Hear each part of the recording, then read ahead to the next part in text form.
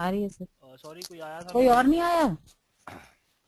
ये एक आदमी है वो उनकी ऑफिस के ट्रिप से बाहर गए हुए हैं और एक हमारे क्लासरूम ट्रेनिंग में बैठे हुए हैं। अच्छा अच्छा, ठीक है ठीक सर। है ना। और तो इसीलिए हमें आज फॉर्मूला स्टार्ट करना था ना। ओके। ये सर। तो हम चलिए हम आज की क्लास फॉर्मूले स्टार्ट करते हैं। हम इनकी बैच में हमने होम इंसर्ट ये सारे खत्म कर चुके हैं। तो पेज लेआउट तो मैं ऐसे कराता ही नहीं हूँ क्योंकि पेज लेआउट में कोई खास नहीं है। अगर आपको कोई प्रॉब्लम हो तो बता दीजिएगा कोई ऐसा ऑप्शन देख के, लेकिन बाकी सारे उन्होंने पेज की सेटिंग होती है। तो डायरेक्टली हम फॉर्मूला पे जाते हैं। तो फॉर्मूले पे सबसे पहले हम आपको पढ़ा रहे हैं कैलकुलेशन। कैलकुलेशन मतलब कि बोर्ड मास मेथड। आप लोग फॉर्मूला लगाते होंगे तो आप लोगों के सबसे बड़ी कंफ्यूजन क्या होती है? सबसे बड़ी कंफ्यूजन ये होती है कि आपका फॉर्मूला का ब्रैकेट छूट जाता है, मारते हो एंटर मारते हो एक्सेप्ट नहीं करता है। तो ऐसी प्रॉब्लम हमेशा होती रहती है। तो आज की जो टॉपिक है कैलकुलेशंस, इसी पे डिपेंड करती है कि आप किस तरीके से बोर्ड मास मेथड को यूज कर सकते हो। ठीक है, कैलकुलेशंस की बात आती है। मतलब कि हम कोई और फॉर्मूला पे डिस्कस नहीं करेंगे, हम डिस्कस करेंगे कैलकुलेशंस पे। मतलब कि आपके पास अगर कोई नॉर्मल मैथमेटिकल कैलकुलेशंस है, उस कैलकुलेशंस को बिना एक्सेल में कोई फॉर्मूला यूज किए हुए आप एक्सेल पे उसको कैलकुलेट कैसे करें।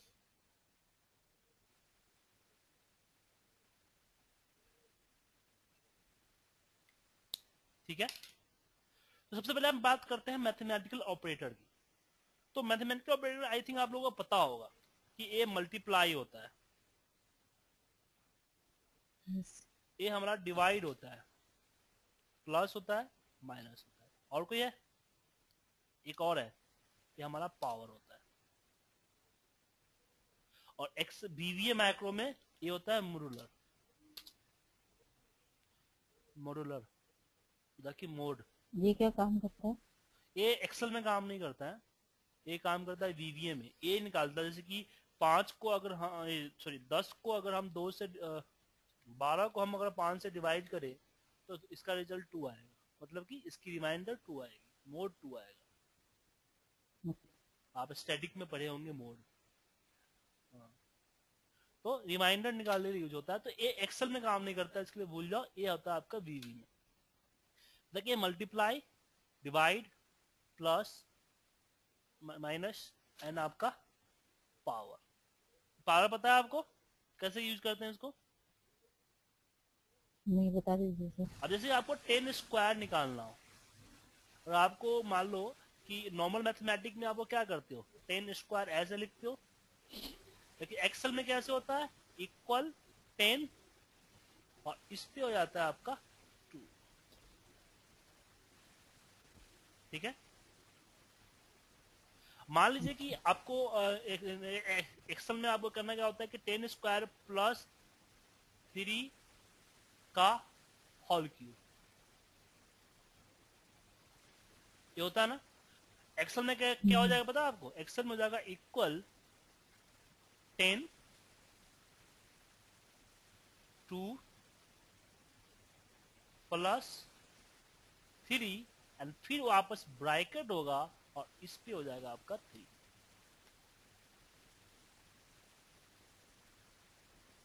क्यों? क्योंकि जो स्क्वायर आ रहा है इसको हम एक अलग ब्रैकेट में डालेंगे, नहीं डालेंगे तो दिक्कत हो सकती है। हो सकता है कि 2 प्लस 3 फिर उसका होल स्क्वायर है। बोर्ड मास आपने मैथमेटिक्स आपको याद होगा तो बोर्ड मास का ये समझ में आ जाएगा कि कौन सबसे पहले प्रायोरिटी जो होती है बोर्ड मास की, बी प्रो ब्रैकेट और कुछ ऐसी मेथड है, याद नहीं, मुझे भी याद नहीं है। तो आप इसलिए ब्रैकेट में रखिएगा। तो कैसे यूज करेंगे? अगर मुझे 10 स्क्वायर निकालना हो तो हम यहाँ पे इक्वल इक्वल लगाना जरूरी है। इक्वल क्यों लगाना जरूरी है? क्योंकि इक्वल से पता चलता है कि इसके अंदर राइट की जगह चीजें फॉर्मूला है।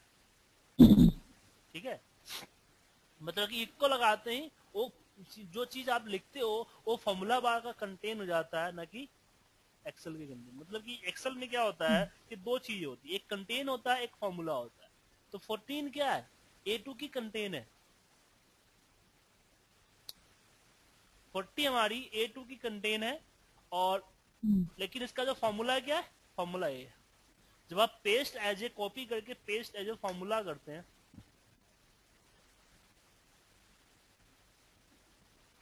तो ये फॉर्मूला जो करते हैं तो ये क्या करता है कि 14 को पेस्ट नहीं करता है, ये पेस्ट करता है 14 के अंदर फॉर्मूले को। लेकिन यहाँ पे 14 इसलिए आता है क्योंकि इक्वल के साथ आता है, यहाँ पे इक्वल लगते ही क्या हो जाता है,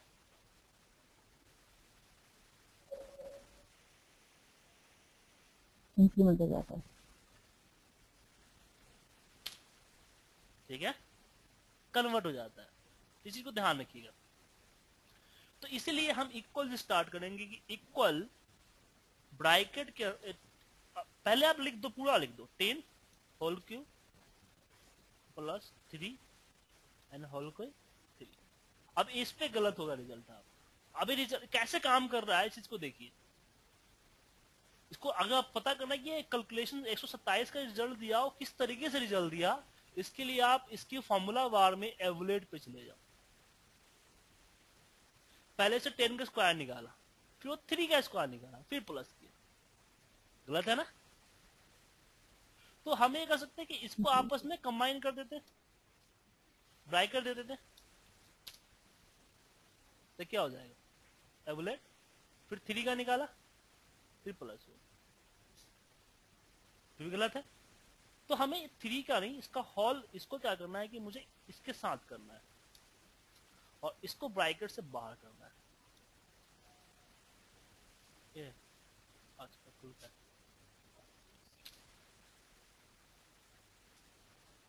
अभी कैसे काम कर रहा है, ऑन कर लीजिए, ऑन। इसका हॉल क्यों आया,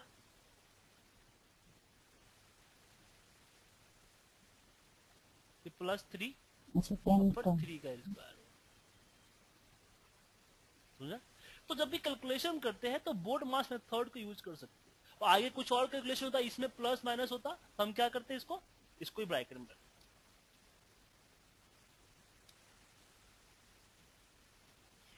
और दूसरी चीज कि हमारी जितने भी एक्सेल के अंदर सेल्स होती है, हर सेल का एक अपना एड्रेस है। जैसे मैंने यहाँ पे कर्सर रखा तो इसका एड्रेस है J9। अभी J9 है, पता कैसे चलेगा, मतलब कि कैसे J9 हुआ। हाँ, तो कॉलम J और रो 9, तो इसका हो जाएगा J9। तो अगर हम हम्म, बात करते हैं कि मुझे यहाँ पे 20 लिखा हुआ, वहां पे 10 लिखा हुआ है, हमें प्लस करना है, तो हम इक्वल 20 प्लस 30 भी कर सकते हैं, या फिर हम इक्वल J प्लस I कर सकते हैं, J3 आई। प्लस S3 प्लस I3, 50 हो गया। दोनों रिजल्ट है। अब दोनों में डिफरेंस क्या है, बेसिकली यहाँ जो हमने लिखा 20 प्लस 30, तो ये क्या हुआ कि इसकी जो वैल्यू है उसको हमने यहाँ पे ले लिया, और इससे क्या, इसकी एड्रेस को हमने लिया, मतलब कि ये इससे लिंक है। अगर मैं यहाँ पे चेंज करता हूं तो ये ऑटोमेटिकली चेंज हो जाएगा, बट ये चेंज नहीं। तो कभी कभी ऑटोमेशन की बात आती है ना, तो ऑटोमेशन में ध्यान देते हैं कि हम मैनुअल क्यों लिखे, किसी सेल से रेफरेंस दे देते हैं, सेल सेलिंग दे देते हैं। इसका ऐसा समझिए ना, जैसे मैथमेटिक में हम लोग लिखते थे ना कि x इक्वल टू 100, और फिर जहां पे 100 की जरूरत होती थी वहां पे x यूज करते थे। मैथ में 10th 12th की मैथ में पढ़े होंगे आप कि x इक्वल टू आपने 100 कर दिया और 100 की जगह पे आपने x को यूज कर दिया। उसी तरीके से हमने 20 को H3 में डाल दिया, अब 20 का नाम H3 हो गया, और I3 क्या हो गया, 130 का I3 हो गया। तो यहां पे मैंने बोला कि HD प्लस I3, इससे क्या होगा कि H3 I3 आपस में कंबाइन हो गया। ठीक है, सर, जो आपके साथ स्टूडेंट बैठे हैं उनको ये नॉर्मल वाली आती है? मेरे को तो आती है नॉर्मल वाली। मैम अभी आपको आगे समझाऊंगा ना, अब देखते रहिए, ठीक है ना? अभी देखते रहिए, अभी छोटा सा बेसिक कंसेप्ट क्लियर किया ना, धीरे धीरे एडवांस होते चले जाएगा, फिर बोलेंगे सर आपने सही किया बताया। तो अब बारी आती है कैलकुलेशंस की कि आप किस तरीके से मैथमेटिकल कैलकुलेशंस को कैसे करोगे। तो सबसे पहले बात करते हैं हम कि अगर मुझे इंटरेस्ट निकालना है, तो मान लीजिए कि प्रिंसिपल हमारा 20,000 है, रेट हमारा 20% है, 10% कर लेते हैं, 10% है, याद रखिएगा परसेंटेज आपने लगा दिया तो क्या हो गया पता है, 10% दिख रहा है लेकिन एक्चुअल इसकी मान ए हो गई 0.1। लेकिन अगर आपने सिर्फ 10 लिख दिया कहीं पे और इसके लिखने के बाद अगर परसेंटेज पे क्लिक करते हो तो क्या हो जाएगा, 1000 हो जाएगा। क्योंकि जैसे परसेंटेज हम क्लिक करते हैं वो 100 से मल्टीप्लाई करता है। तो इन फ्यूचर में कभी भी आपको अगर आपने 10% लिखा हुआ है या फिर आपको इस तरह से परसेंटेज कहीं पे आया कि कहीं से इस तरह से परसेंटेज आपको आया,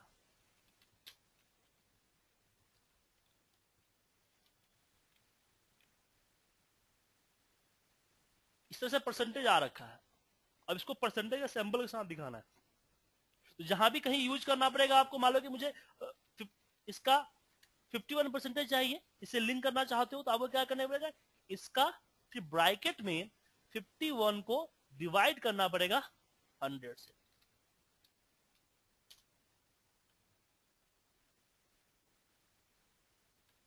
तब आपका रिजल्ट आएगा।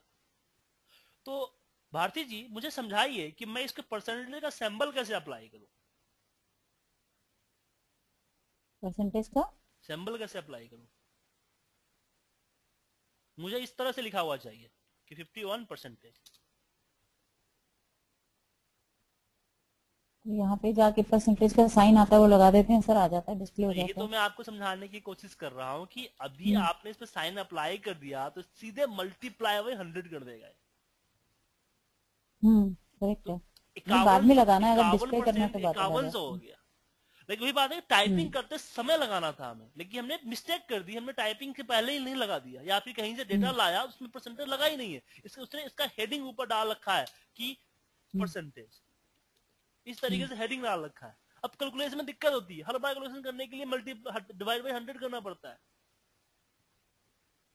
तो मैं इसको ऐसा करता परसेंटेज में कन्वर्ट कर दूं ताकि आगे की चीजों में दिक्कत ना हो सकता है आपकी एक रिपोर्ट हो जिसमें कई सारे कैलकुलेशन आपने कर रखा हो ऑटोमेटेड, अब सारे कैलकुलेशन को चेंज करना पड़ेगा, क्यों ना हम इसी को चेंज कर दें। तो इसके लिए हम यूज करेंगे पेस्ट स्पेशल का मेथड, कि हम 100 कहीं पे लिखेंगे और उस 100 को कॉपी करेंगे, अब पूरे को सिलेक्ट करेंगे और यहाँ पे करेंगे पेस्ट स्पेशल और यहाँ पे कर देंगे हम डिवाइड, देन और फिर इसमें परसेंट का सिंबल अप्लाई करेंगे तो ये आपका 51% दिखाएगा। क्लियर है मैम। Okay sir. अगर मान लो किसी ने आपको इस तरह से भेजा है, परसेंटेज में भेजा है, मान लो कि किसी ने आपको परसेंटेज में ही भेजा है, लेकिन आपको कहीं दिखाना है उल्टा, इस मतलब कि यहाँ पे 51 नहीं चाहिए, 51 लिखा हुआ चाहिए। इसको अगर आप परसेंटेज हटाओगे तो सीधे हो जाएगा 0.51 डिवाइड बाई 100। जैसे हम्म परसेंटेज आप हटाते हो, जब नंबर फॉर्मेटिंग में करके लाते हो तो सीधे हो जाता है डिवाइड बाई 100, क्योंकि एक्चुअल वैल्यू इसकी 0.51 ही है। जब परसेंटेज अप्लाई करते हैं तो मल्टीप्लाई बाई 100 हो जाता है, लेकिन एक्चुअल वैल्यू उसकी वही होती है। अगर मैं कहीं से पिक करूं इसको, अगर मैं कहीं पे इसको मल्टीप्लाई करता हूं जस्ट इसको, तो 51 नहीं होगा, इसकी मल्टीप्लीकेशन जो होगी वो 51 नहीं होगा, क्या होगा 0.51। तो बहुत सारे लोगों को मैं बोलता हूँ ना, कई उनको प्रॉब्लम आती है कि उसको मान लो कि उसका कहीं पे लिखा हुआ है 5000 का 15% निकालना है। तो मैथमेटिक में हम लोग कैसे करते हैं, मैथमेटिक में करते हैं कि 5000 इंटू 15 और डिवाइड बाई 100, ये होता है ना मैम, 100 हम लोग मैथ में ही पढ़े थे। यस तो वो लोग यस यहां भी अप्लाई करते हैं डिवाइड बाई 100, जो कि गलत है, क्योंकि जब एक्सेल में आप 15% 15% लिखोगे तो वो हो जाता है 0.15%, क्योंकि ऑलरेडी वो 100 से डिवाइड हो जाता है, तो ये डिविजन की जरूरत नहीं पड़ती है। तो सेम इसी तरह कि अगर आपने यहाँ पे 5000 का अगर 51% निकाला तो जस्ट 51 सेलेक्ट करना है, क्योंकि ये 51% जो दिखा हुआ आ रहा है एक्चुअल में डिवाइड बाई 100 ऑलरेडी है, तो आपको डिवाइड बाई 100 करने की जरूरत नहीं।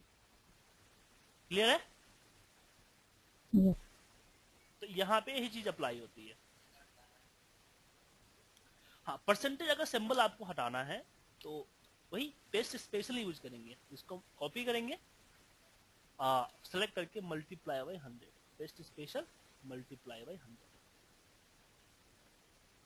और फिर इसकी परसेंटेज हटा दो कंट्रोल शिफ्ट 1 करके, या फिर कंट्रोल शिफ्ट 1 से हो जाएगा। नंबर फॉर्मेटिंग होती है ना यहाँ पे, इसकी शॉर्टकट होता है कंट्रोल शिफ्ट नंबर फॉर्मेटिंग। कोई डाउट ये है? आपने सेलेक्ट कैसे किया था? जैसे सर ये साइड में जैसे 100 लिखा हुआ है, आपने हाँ लगाने लगे थे तो कहाँ पे कर्सर था? नहीं, मैंने क्या किया कि 100 को कॉपी ये किया 100 लिखा है। और इसको पेस्ट किया। अच्छा इसको कॉपी करके फिर पेस्ट किया। जो पेस्ट स्पेशल मेथड था ना, जो मैंने पढ़ाया था यहाँ पे, वो मेथड को फॉलो ओके किया ओके, था मैंने। ठीक है, उसी से जस्ट वहां पे जाके कर दिया। हाँ ठीक है। हाँ हाँ, ठीक है। मुझे 2 मिनट दीजिएगा, मुझे कोई मिलने आया है, उनसे बात करके फिर बताता हूँ।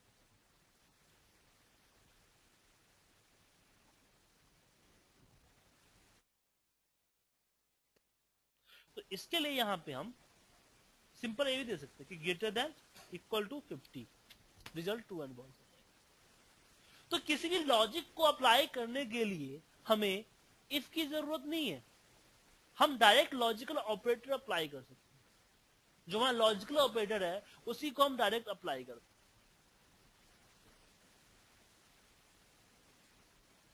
यहां पे जैसे कि मुझे पता करना है कि ए राम और ए राम क्या आपस में बराबर है, तो इसके लिए इफ की जरूरत नहीं है, जस्ट इक्वल ऑपरेटर लगा देंगे, मतलब लॉजिकल ऑपरेटर। इफ की जरूरत कब पड़ती है?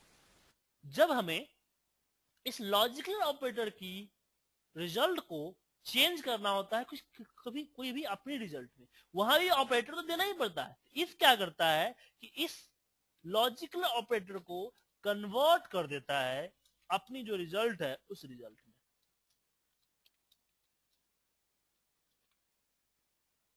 लेकिन काम ऑपरेटर ही करता है। तो हम लोग डायरेक्टली क्या लिख देते हैं यहां से इस तरीके से कि if that equal to that, तो यहां पे आ जाए यस, नहीं तो आए नो।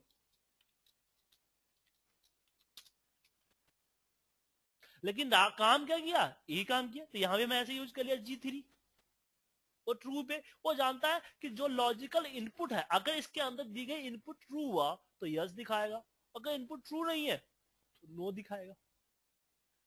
इसका मतलब ये नहीं है कि हमें हर लॉजिक लगाने के लिए इसकी जरूरत पड़ेगी, हम डायरेक्ट यूज कर सकते हैं। बस डिफरेंस इतना है कि हम डायरेक्ट का लॉजिक यूज करेंगे तो हमारा रिजल्ट ट्रू एंड फॉल्स में आएगा। इफ के जरिए हम अपना खुद का रिजल्ट दे सकते हैं। लेकिन इफ भी वही काम करता है कि पहले वो लॉजिकल ऑपरेटर से लॉजिक लेता है, देन इसको यूज करता है। अब बात चलते हैं इफ के बारे में, थोड़ी सी जानकारी लेते हैं, कुछ इफ पे कंडीशंस लेते हैं।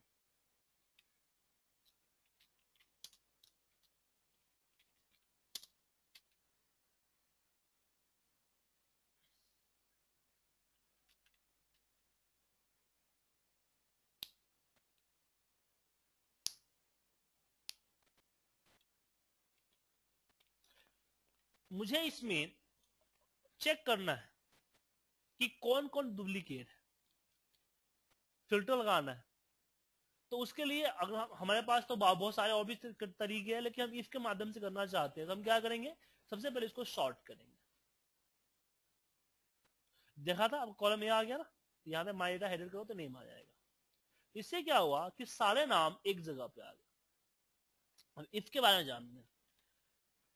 आई थिंक आप लोग इफ यूज करते होंगे, करते हैं ना मैम?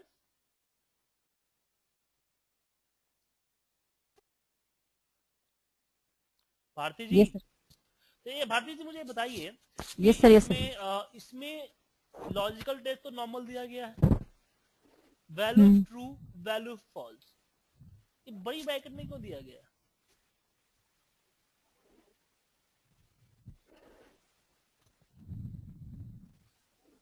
ये इंटरनल वर्क करेगा ना सर? इंटरनल वर्क तो करेगा, लेकिन वो सॉरी क्या करता है, जब हम जब टाइप करते हैं तो सजेशन आ रहा है, सजेशन में एक बड़ी ब्रैकेट के अंदर एक क्यों है दोनों?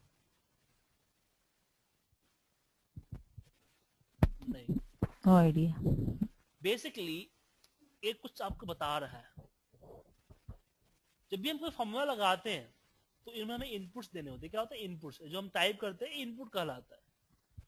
इनपुट दो तरह के होते हैं, रिक्वायर एंड ऑप्शनल। ठीक है। जैसे वीलुकअप लगाते हो, वीलुकअप में कॉमा जीरो नहीं भी डाल दो फिर भी रिजल्ट आ जाता है। क्यों? क्योंकि कॉमा लास्ट जीरो लगाना ऑप्शनल है, रिक्वायर नहीं। ठीक है। तो बड़ी ब्रैकेट में दी गई वैल्यू से पता चलता है कि this is not require, this is optional.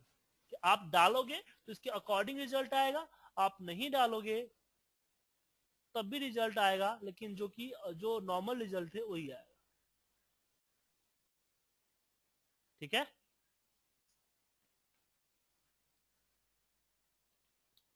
Equal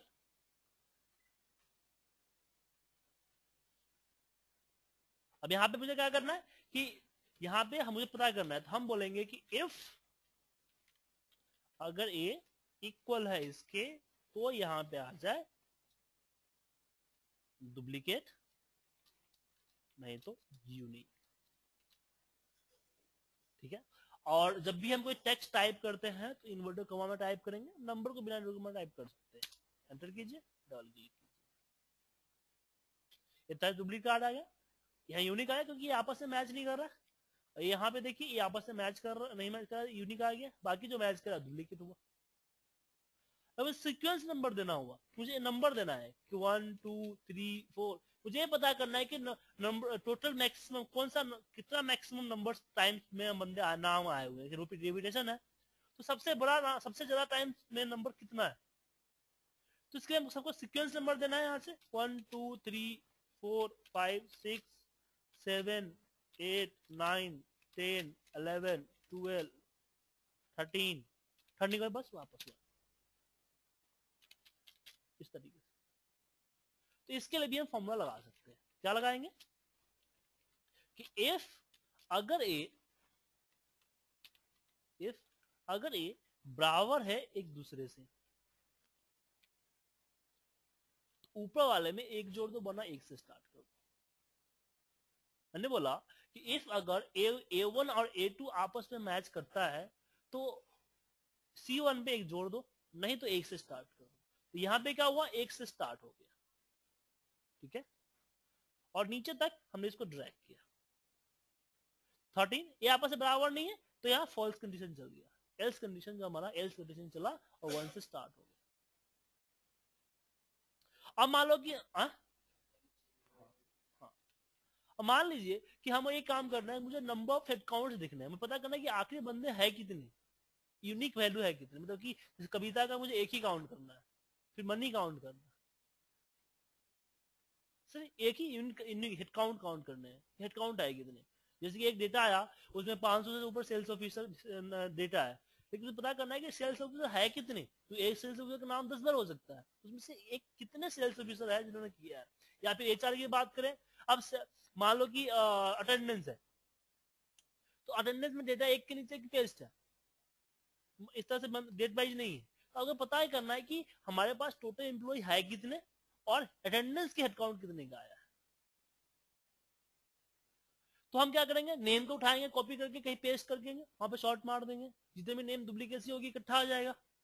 उस केस में हम करेंगे कंडीशन यहाँ पे लगाएंगे कि इफ कि अगर नाम आपस में बराबर है, ये दोनों आपस में बराबर है, तो ऊपर वाले में एक जोड़ दो। नहीं माफ कीजिएगा, अलग है। अगर दोनों आपस में बराबर हुआ तो ऊपर वाला ही शो करे, अगर नहीं चेंज होता है तो ऊपर वाले में एक जोड़। यहाँ पे एक ही आया क्योंकि ये दोनों बराबर नहीं है तो 0 में 1 जुड़ गया।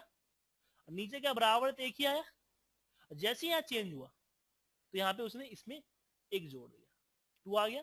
ऐसे करते करते लास्ट तक आ गया। और फिर यहाँ पे हम मैक्स का फॉर्मूला लगाएंगे और मैक्सिमम निकाल लेंगे कि total number of head count 6 है, क्योंकि मैक्सिमम नंबर 6 है। क्लियर है, गुड आउट। अब जी एक चीज और बताई थी पिछली क्लासेस में मैंने आपको जो पेस्ट स्पेशल कराया था, तो पेस्ट इस चीज में एक बताया था कि यहाँ पे इस तरीके से कि मुझे अगर इसको रिप्लेस करना है, हमने स्किप ब्लैंक यूज किए थे। अगर इसी काम को फॉर्मूले के जरिए करना होता तो कैसे करते, इसके लिए ये फॉर्मूला लगाते हैं इफ कि अगर ए ब्लैंक है तो पहला नंबर, मैं बोला सॉरी माफ कीजिएगा, कि अगर ये ब्लैंक है मतलब कि जीरो, ब्लैंक रिजल्ट जीरो होता है। अगर जीरो है तो जो वैल्यू पहले वाली थी वो उठा लो, अगर जीरो नहीं है कुछ नंबर है तो जो वैल्यू है, जो नई वैल्यू आई है उसको उठा लो।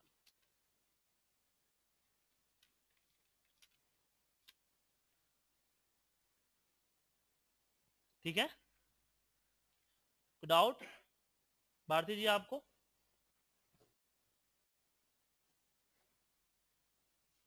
Okay sir. तो मुझे अब एक काम करके दीजिए,